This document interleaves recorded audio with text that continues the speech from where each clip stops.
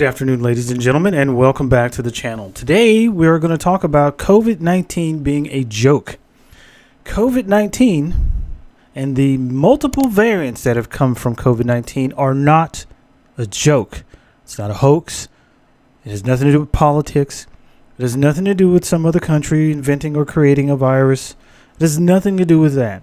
What it has to do with the lives of people. People are losing their lives because of some idiot and a bunch of other idiots who have pushed a narrative that this virus and the vaccine are all hoaxes, government conspiracies, and whatnot. But it's not a hoax. It's not a joke. It's not fucking funny. It's not funny. If you're in the sound of my voice, you can hear what I'm saying. On the fence, not on the fence, it's not a fucking joke. And I personally am sick and tired of watching people make an ass of themselves, put the lives of others in danger because of their recklessness and stupidity. And I'm sick and tired of being cursed out when I ask someone to place a mask on inside a federal facility. I'm sick and tired of patients yelling and screaming, calling me Nazis, nigger, you name it. I've been called it just by saying, could you please, to protect myself, you and others, put a mask on. No.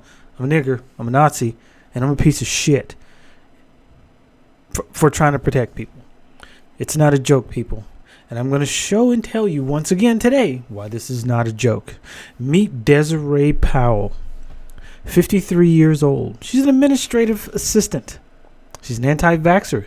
And she didn't care to get the COVID-19 vaccination. Why might you ask? Well, politics. She believed all the things that Tucker Carlson, Sean Hannity, Laura Ingraham, all these nut jobs, Trump, all these nut jobs have told her all these things. And then she believes all the crazy death camp conspiracies, vaccine conspiracies, microchip conspiracies, all of this bullshit. Yet fuck the vaccine, basically, is what she's saying. Fuck Howard Stern for saying the right things and using his platform to push the right things. Knowledge, science, facts. Not like Joe dumbass COVID Rogan, who is pushing all this bullshit on his platform, which is helping to kill more and more people. Look at all the crap this lady said about this. But guess what? So does she know that it's not a joke? She ended up with COVID and bedridden. She'll be back, she said. No, she wasn't going to be back.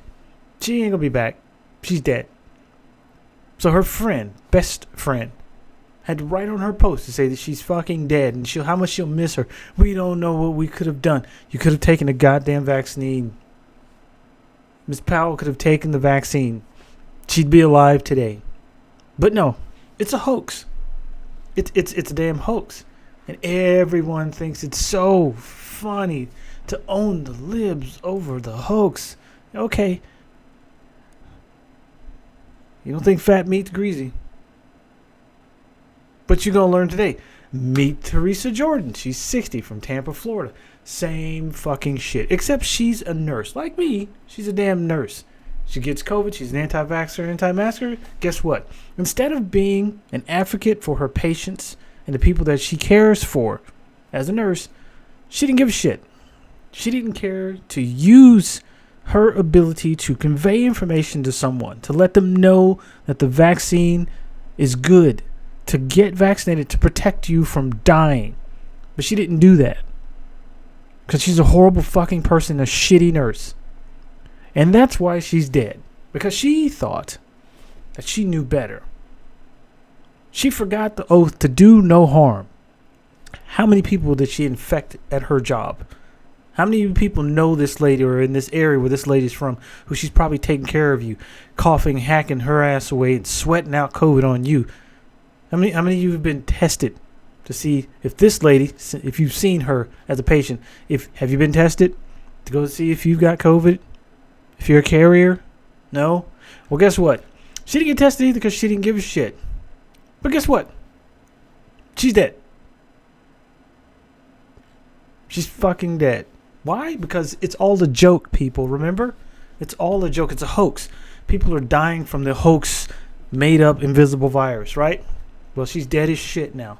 But don't take my word for it, because lots of people keep commenting, saying things to me like how I'm so mean for doing this. Ask me if I give a fuck. Ask me how many people I've sat and watched died while their family members were distraught because they never took the time to get vaccinated, and their family members don't take the time to get vaccinated and push the facts about the virus. But don't take my word for it.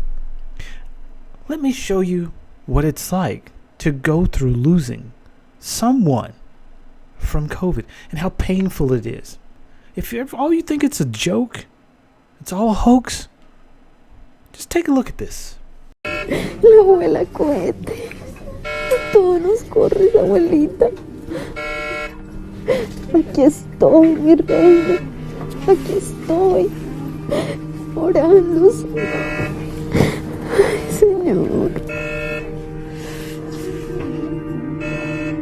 Avilia Toro. She is the beloved matriarch of a family that stretches across South America and North America. They don't have a lot of hope for her to recover from this very severe lung damage that she suffered from the coronavirus, and they want to talk with the family about what to do next.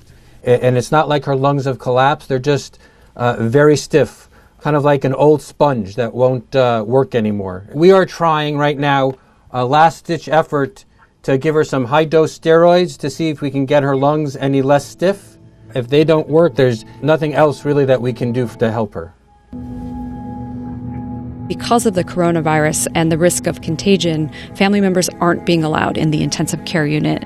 And so Elisa Vicari is going into Ms. Toro's room, and then she's connecting with Ms. Toro's family so that they can actually see their loved one. And they're wondering if maybe this is goodbye, because they don't know how long she'll live. Ms. Toro's family is scattered across the U.S. and in Colombia. With the pandemic, there's no way that they can fly to come together, and they want to be there for her. Abuelita, así estemos lejos, aquí estamos todos por ti. Madre hermosa, acá estamos todos, mamá, explicándole a Dios. ¿Cuánto daría por estar allá? Poderte abrazar, poderte besar y decirte cuánto te amo. Abuelita hermosa, mira tu amorcito aquí dormido. Lo tengo en mis brazos dormidito, como te encantaba verlo dormir, abuela. No la puedo tocar. La cara. ¿Cómo está, abuelita? Aprieta mi manito, abuelita.